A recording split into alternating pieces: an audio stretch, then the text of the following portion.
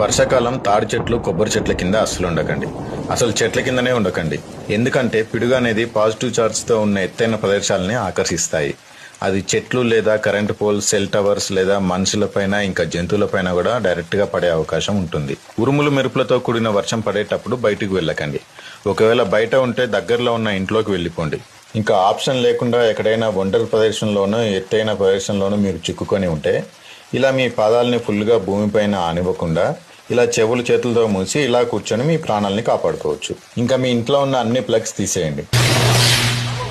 కొన్ని వేల మెగావాట్లతో కూడుకున్న పిడుగు కరెంటు పోల్ మీద పడిందంటే కరెంటు పోల్ నుంచి మన ఇంటికి వచ్చే కేబుల్స్ ద్వారా హై మెగావాట్స్ పవర్ మన ఇంటికి సప్లై అవుతుంది. దీని ద్వారా మన ఇంట్లో ఉన్న ఫ్రిడ్జ్లు, టీవీలు, సెల్ ఫోన్లు అన్ని కాలిపోయే అవకాశాలు ఉంటాయి. సో ఉరుములు మెరుపులతో కూడుకున్న వర్షం పడేటప్పుడు అన్ని ప్లగ్స్ తీసేయండి. ఇంకో విషయం ఏంటంటే ఒకసారి పిడుగు పడిన చోట మళ్ళీ